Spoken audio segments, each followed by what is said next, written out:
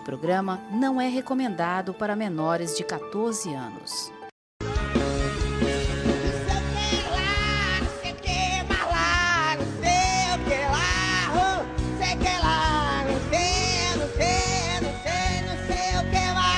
Sexta-feira e hoje, como sempre, como todos os programas, mais um assunto polêmico que interessa a você, sociedade, a você, cidadão, a você que tem que correr atrás dos seus direitos. Nós estamos trazendo aqui um advogado que batalha em pró a fazer acontecer para o consumidor. Porque hoje nós temos um problema sério, né? As pessoas consomem e pagam pelos serviços, não recebem os serviços, muitas vezes fica à deriva e deixa para lá, perde o dinheiro. Não faça isso, corra atrás. Corra atrás. Por que eu estou dizendo isso para vocês? Eu estou recebendo aqui hoje um advogado, o doutor Vandré, que cuidou da minha ação contra a Unimed.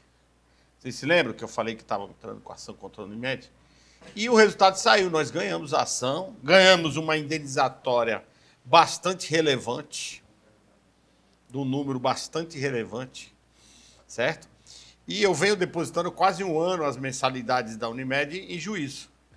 E para nossa surpresa, né, doutor Vandré? A Unimed não cancelou meu plano? Ô, coisa boa. Depois da liminar, depois de eles... E mais, o doutor Vandré entrou, o doutor Vandré está aqui conosco, doutor, boa noite. O doutor Vandré entrou em contato com advogados da Unimed, sabe o que eles falaram? Posso falar, doutor? Pode falar.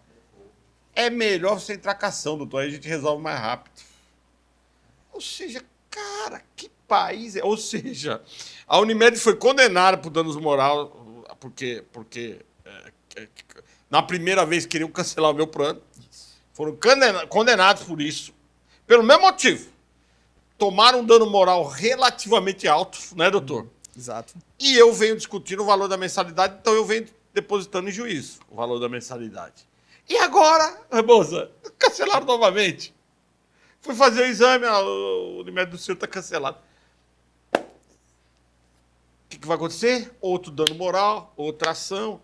E aí vai acumulando, eu não estou nem aí. Não estou nem aí. Paguei os exames que eu precisava fazer, peguei os recibos. Reembolso. Vou pedir reembolso imediato, não é isso? E tá nem aí. Agora, sabe qual é o problema do brasileiro, gente? O brasileiro recebe, como recebeu há um ano atrás os avisos da Unimed, que eles tiveram uma briga com a gestora lá. Aí a gestora resolveu cancelar todos os planos de saúde. A maioria, 90%, não corre atrás.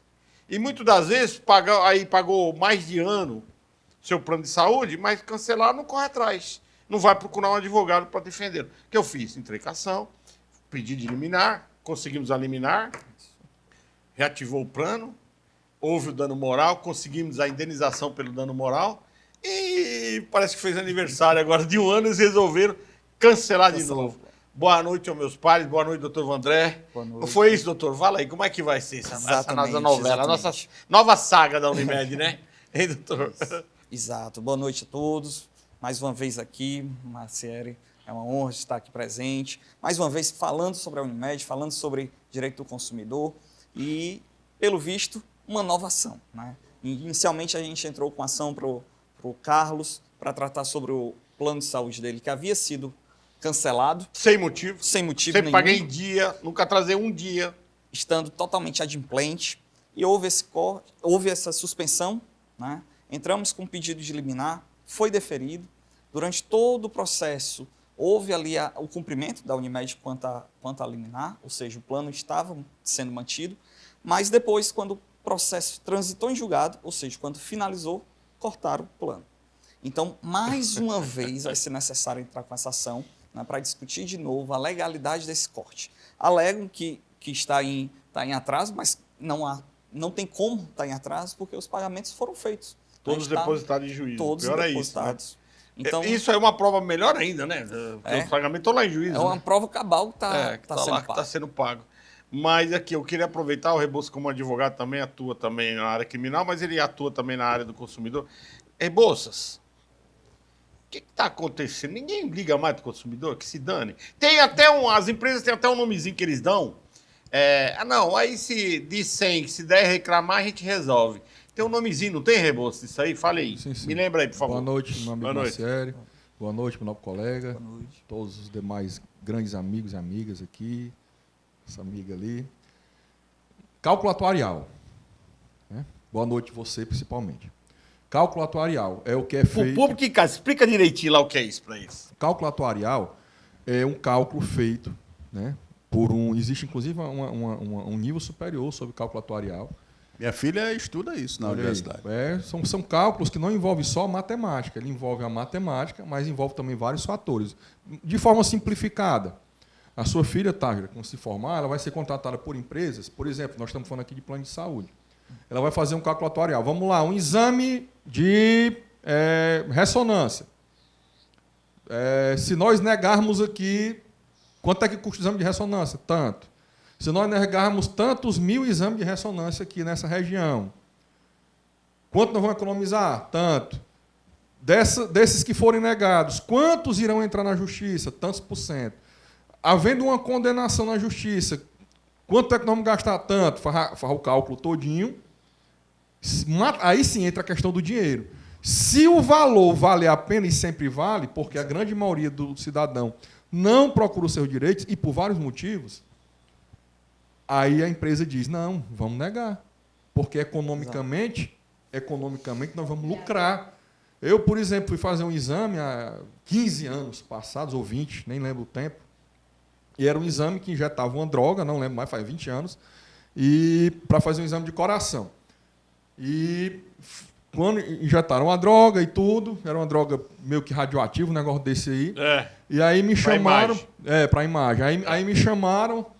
doutor, cancelaram o seu... não autorizou. O plano não autorizou. Aí eu disse, como é? Eu nunca trazer uma parcela. Aí eu disse, rapaz, é o seguinte, quanto é o exame? É tanto, é X. Era um valor, assim, muito alto. O valor da parcela ou mais, né, do plano. Mais do que o da parcela do plano mensal. Aí eu disse, rapaz, vocês confiam em fazer o exame e eu trazer a liminar para vocês, eu garanto que eu trago que eles vão pagar. Doutor, o senhor já injetou a droga, né? Nós vamos autorizar, nós vamos fazer isso com o senhor. Pode fazer. Eu me comprometo. Rapaz, eu saí de lá tão chateado, fui para o escritório, preparei a petição para poder entrar. Na época, era Unimed, era lá na 20ª unidade, lá no centro, o Aloysio, grande juiz. E ele... Conversei, expliquei, tudo está acontecendo e tudo, saí de lá. Voltando de carro para o escritório, quando eu cheguei, na metade do caminho, o celular, era um e-mail, já era o post do sistema dizendo, que naquela época era o Projude, que usava no juizado, mas já tinha os sistemas imposto, né? E dizendo que a liminar tinha sido concedida. Ali eu fui para o escritório, imprimi a liminar, mandei para a empresa, não era um Unimed, era outra, mandei para a empresa e fui para o hospital, e aí onde eu quero chegar. Eu entreguei, olha, eu me comprometi, dei minha palavra que eu trazia até amanhã, tá? Que eu estou trazendo hoje, eles vão pagar, viu? Mas me diz uma coisa, eles negam muito, direto, eu digo, mas é o meu plano, mas não, todos os planos negam muito esse exame. Eu digo, e me diga uma coisa, e o pessoal que tem entrado na justiça, tem conseguido ela entrar na justiça? Não, o senhor foi o primeiro caso. Entendeu? Nunca nenhum cliente entrou na justiça. O cliente, ele preferiu aceitar e pagar do bolso dele do que ir atrás do seu direito. Né? Tem vários fatores, né, Marcelo? Às vezes... E o pior, Rebouças, agora, o doutor deve estar sabendo isso, que ele está aí no meio do consumidor, o APVida nem atendendo a ordem judicial tá. Exato. Tem, inclusive, denúncia de vários advogados, junto à OAB, né, para tomar proveito. Eles não estão cumprindo ordem judicial, ou seja... Chega lá a ordem judicial que se dane. Eu não sei. Sabe de quem é a culpa disso? Aí. Sabe de quem é a culpa disso? Você está me dizendo, não é do consumidor, não.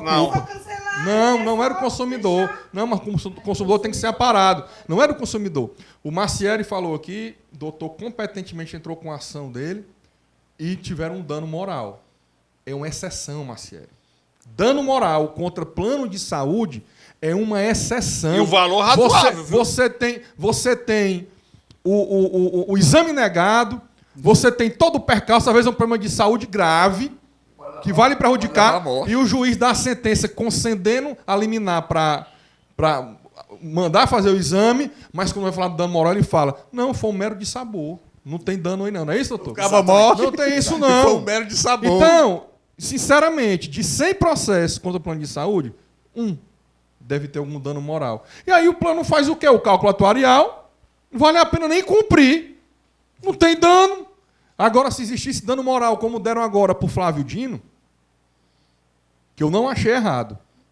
Não estou falando aqui do Flávio Dino, porque eu não achei errado. O que eu acho errado é porque aqui para o ministro do STF teve um dano de 1.600.000. Ele tomou essa sentença? Ele ganhou do hospital, porque o filho dele faleceu. Dinheiro nenhum paga a morte de um filho. Mas recebeu 1 milhão e tanto, foi metade para a esposa dele, metade para ele, para a ex-esposa, né? E metade para ele, que entraram com esse processo contra o hospital. Corretíssimo. Agora, por que é que para o cidadão comum, que passa às vezes o mesmo problema que eu conheço casos, de pessoas que perderam familiares, e entram com processo contra o hospital, contra o plano de saúde, e a indenização gera, na minha opinião, outro dano moral, porque é ridículo. Porque criou-se uma tese de que existe uma indústria de dano moral no Brasil, que as pessoas enriquecem de dano moral. Eu não conheço ninguém no Brasil que enricou com dano moral. Ao contrário. Exato. É um sofrimento para receber uma merda. Não, eu tive que fazer... Então a culpa é das sentenças que não condenam os planos. No meio dessa caminhada nossa aí, eu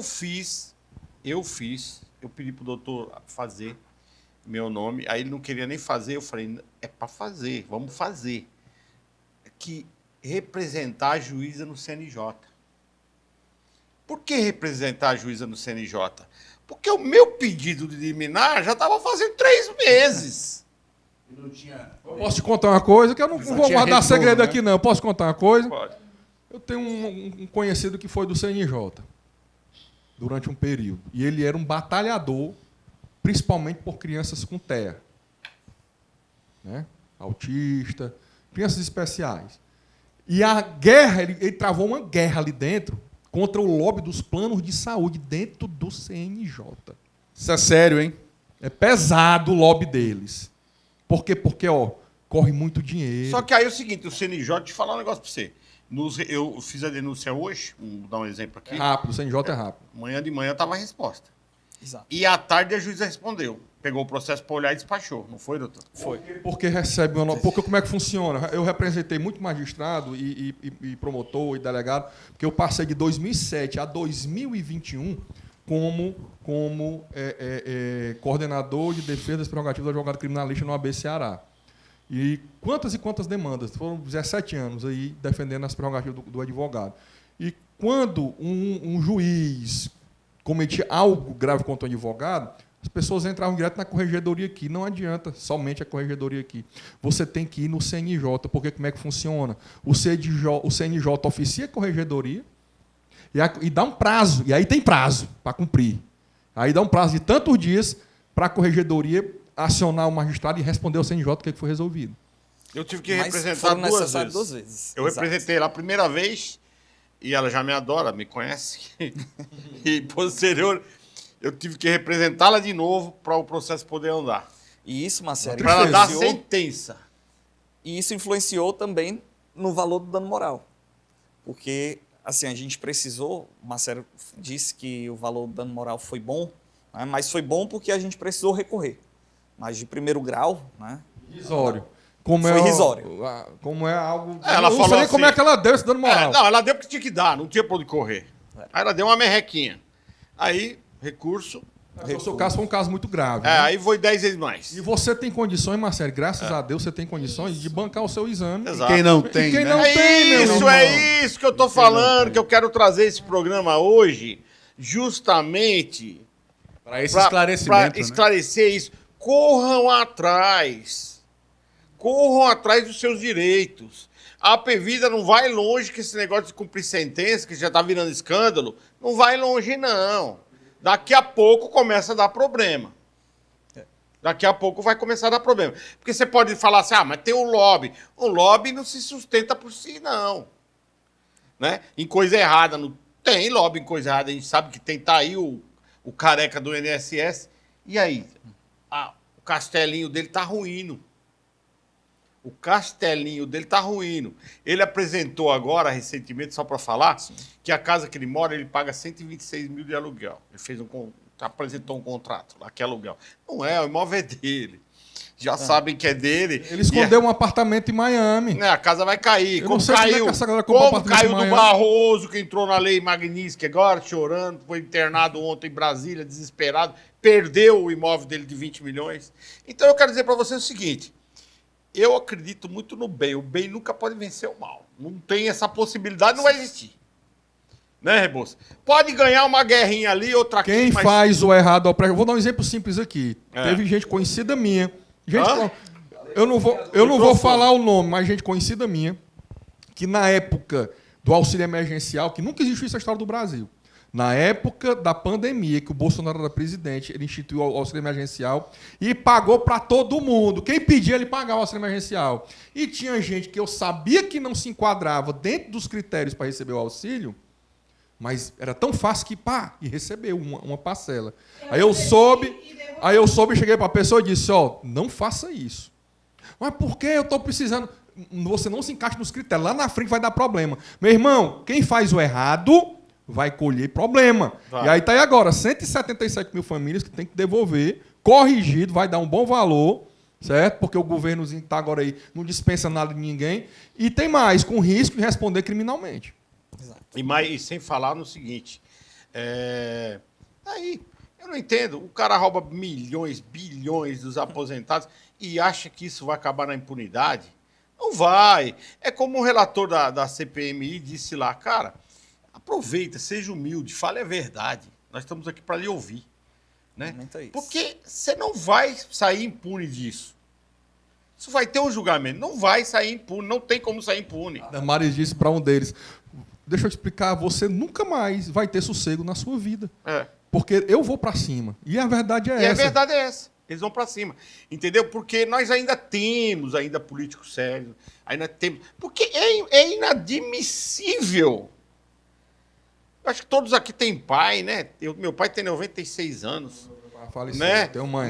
Ou tem mãe, enfim. Cara, é um dinheirinho já pouco. A minha mãe foi roubada nisso aí, num escândalo maior do que o do INSS, que ainda vai estourar. Já se sabe, mas ninguém... Que é os consignados, falsos consignados. O da minha mãe, isso há 7 anos, 8 anos, a minha mãe foi feito o empréstimo dela mentiroso, eu ingressei na época e nós recebemos o valor em dobro. Agora, quantas pessoas não tem isso? Que não vai atrás. Não vão atrás. Olha lá, não sabe nem que está olhando lá o Aurelite. Eu acho que esse mês deve ter alguma taxa, sei lá, não sabe nem o que está lendo. Né? Doutor, eu queria que o senhor falasse um pouco mais para o público em casa sobre essa questão de correr atrás dos seus direitos. Deixa eu só fazer uma pergunta coadunando com a sua observação agora. Pois não. As pessoas não têm o conhecimento e não têm condição. E a gente sabe que a grande maioria das ações judiciais, os advogados cobram com êxito, né? Mas sempre tem custas quando você não consegue alegar a pobreza, né? O estado de pobreza absoluto. Como é que essas pessoas poderiam chegar a um advogado para recorrer? Porque muitas vezes o valor, o exame é tão irrisório que eu acho que a dor de cabeça de ter que ir para julgamento, que aquela coisa, será que isso vale a pena correr atrás por uma coisa tão ínfima, entendeu? Vai depender muito do que essa coisa ínfima. Né? A gente está falando de um exame que foi negado. Se for um exame, a depender do valor, de fato pode ser que seja ínfimo. Mas existem casos só não cortando, mas exame de urina, exame de fezes, exame de sangue, ele não nega. Até um exame mais, ele não nega. Mais caro. Quando eu cheguei na ressonância, quando eu cheguei na biópsia, tive que pagar. Exato. Mas se eu lhe disser que alguns exames de sangue são negados pelo plano de saúde. Mas eles vão tentando. Mais caros um pouco, é específico. O exame de sangue, a gente está falando ali de R$200. Né? Então, de fato, é um valor muito ínfimo mesmo. Claro que para a gente aqui, ou então para pessoas que ganham o salário mínimo, é uma parcela considerável do valor do salário dela, certo? No entanto, de fato, vai ter um acesso à justiça mais dificultoso. Essa pessoa precisa ir procurar a justiça através da Defensoria Pública ou então procurar um advogado da sua confiança para que entre com essa ação. Todo e qualquer caso ele é relevante. E aí você pode sim entrar com a ação cabível. Agora, existem casos em que é, como o caso do Marcieri, em que foi o cancelamento do plano. Então, é algo muito mais grave, porque o plano estava sendo pago.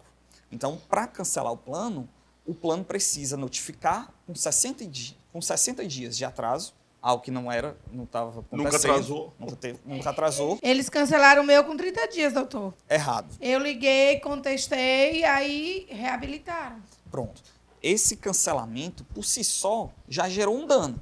Se ali a Áurea tivesse ido atrás de fazer um exame, Exato. tivesse sido A negado, necessidade. A pessoa está em tratamento. tá, tratamento... É emergência, né? Que é o meu caso, né, Rebo? Estou em tratamento. Que Exato. deu dano. Então, existe todo o contexto que tem que ser explicado dentro do processo, certo? Mas ali já houve, sim, a configuração do dano. Claro que outros elementos vão fazer com que o valor do dano moral seja um pouco mais alto. O caso de reincidência, como vai ser essa segunda ação do Marcieri, também vai majorar o valor do dano, vai aumentar o valor do dano moral, certo? Se fosse necessário que a Áurea tivesse que pagar por um exame, além do dano moral, a gente já está falando no reembolso. Reembolso, ele é o dano material. Então, existe essa acumulação. Você começa a fazer outros pedidos dentro desse processo. A forma como o advogado vai cobrar, ela é livre. A OAB nos permite. Você falou de êxito. Geralmente, alguns cobram pelo êxito, outros com entrada, enfim. A forma ela é livre para ser pactuada. Mas, enfim, como você vai ter acesso ao judiciário, você tem que analisar todo esse contexto, levar ou para a Defensoria Pública ou para o seu advogado de confiança, para que ele dê encaminhamento nessa ação e que possa restabelecer o seu plano, ou então que possa ir atrás do dano moral pertinente. Eu queria Pode, colaborar aí.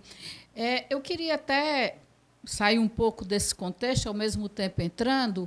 Queria que o senhor explicasse a diferença do PROCON e DECON, porque eu já andei por essas seara aí, e a gente sabe que nenhum dos dois funciona, porque eu ouvi deles mesmos dizendo, nós não temos poder de justiça para fazer essa instituição punir as empresas, pagar né? o dano. Né? Sim. Eles não têm Apenas o poder. Eles não têm o poder de fazer, por exemplo, uma companhia de TV que danificou o móvel do meu apartamento e a parede, e eu entrei, aí fui no DECON, fui no PROCON, fiz a via sacra. No final, eles falavam que não pagavam, e o DECON e o PROCON falou assim: nós não podemos fazer nada, entre na justiça. Agora eu lhe pergunto, se esses órgãos de defesa do consumidor, eles não têm o poder de justiça para decidir nada, por que eles existem?